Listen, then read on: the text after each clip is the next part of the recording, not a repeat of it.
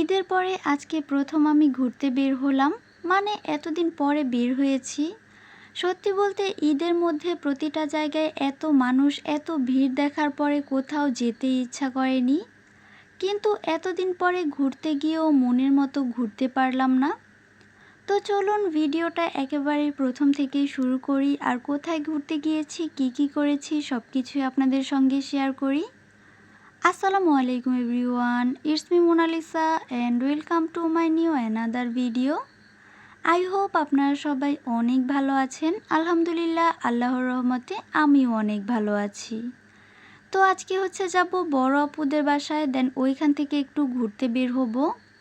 আচ্ছা, আপনারা ঈদের মধ্যে কোথায় কোথায় ঘুরলেন সেটা অবশ্যই কমেন্ট করে জানাবেন। তো আমি তো কোথাও ঘুরতে যাইনি, আজকে প্রথম বড় আপুদের বাসায় যাচ্ছি। আমার বেশি মানুষ একেবারেই পছন্দ না, আর যেহেতু ঈদের সময় তো প্রতিটা জায়গায় অনেক মানুষ থাকবে, অনেক ভিড় থাকবে, এটাই স্বাভাবিক। আমার কথা ঘুরতে গিয়ে যদি মাইন্ডই ফ্রেশ না হয়, মুড অফ করে যদি বাসায় চলে আসি, তাহলে এই ঘোরার মানে কি? এই জন্য আর কোথাও ঘুরতে বের হয়নি, বাসায় থেকে সবাই ঘুরলো আর সবার পিকচার অ্যান্ড ভিডিও দেখলাম। তো যাই হোক, আমরা বড় আপুদের বাসায় সকাল দিকেই চলে যাই। আর যাওয়ার আগে বড় আপু বলছিল আমরা নাস্তা কী খাবো, বউ আর ভর্তা কিনা। কিন্তু আমার পরোটা আর ভাজি খেতে ইচ্ছে করছিল, দেন ওইটা দিয়ে আগে নাস্তা শেষ করি। এরপরে আরও অনেক কিছুই ছিল, আর আজকে আমি তেমন কোনো ভিডিও ফুটেজই নেইনি। মানে যাওয়া যেহেতু হয়েছে ঘুরতে, তো ওইভাবেই থেকেছি, ওইভাবেই সময় পার করেছি, তেমন কোনো ভিডিও ফুটেজই নেওয়া হয়নি। তো এখানে বড় আপু জর্দা, সেমাই আর পুডিং দিয়েছিল। এরপরে আমি মিষ্টি খেতে বসে পড়ি। সবাই জানে এই মিষ্টিটা আমার অনেক পছন্দের, তো এখানে বসে বসে আমি মিষ্টি খাচ্ছিলাম। মানুষ কত খেতে পারে, একটার পরে আরেকটা হাজির হয়ে যাচ্ছে। তবে আমার পছন্দের খাবার হলে সেটা খাওয়াই যায়, কিন্তু যদি অপছন্দের খাবার হয় যেমন এই ফলগুলো, তাহলে আমি 10 হাত দূরেই থাকি। কিন্তু ফলের মধ্যে আমার দুইটা ফল অনেক পছন্দ, এক লিচু আর এক তরমুজ।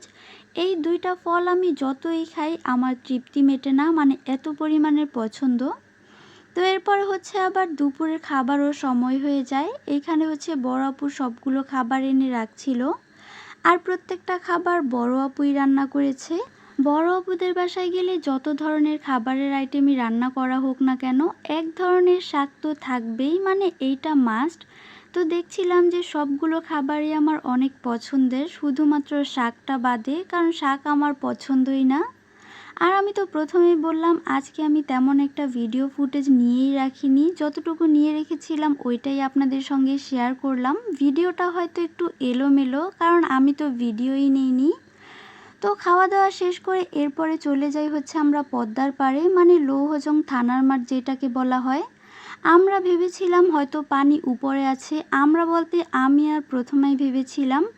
আর গিয়ে দেখি পানি একেবারে শুকিয়ে গেছে, মানে দেখার মতো কিছুই নেই, বাতাসও নেই। মানে মনে হচ্ছিল যদি ওই সময় না গিয়ে খেয়ে দিয়ে একটা ঘুম দিতাম তাহলেও হয়তো ভালো হতো। এতদিন পরে ঘুরতে বের হয়েছি, কিন্তু মনের মতো ঘুরতেই পারলাম না। এই জায়গাটাতে সব সময় অনেক বাতাস থাকে, অনেক ভালোও লাগে। এর আগে অনেকবারই গিয়েছি, কিন্তু এইবারের মতো কখনোই হয়নি। তো যাই হোক, চলে যেতে এসেছি, মুড অফ করে তো থাকা যাবে না। অবশ্য আমরা দুইজন একসঙ্গে থাকলে মুড অফ করে কখনো থাকিও না, সব জায়গায় গিয়ে হাসি খুশিই থাকি। তো এই তো আজকের ভিডিও এই পর্যন্তই থাক, দেখা হয়ে যাবে নেক্সট কোনো ভিডিওতে। ততক্ষণ পর্যন্ত সবাই ভালো থাকবেন, সুস্থ থাকবেন, আর আমাদের জন্য বেশি বেশি দোয়া করবেন। আল্লাহ হাফেজ।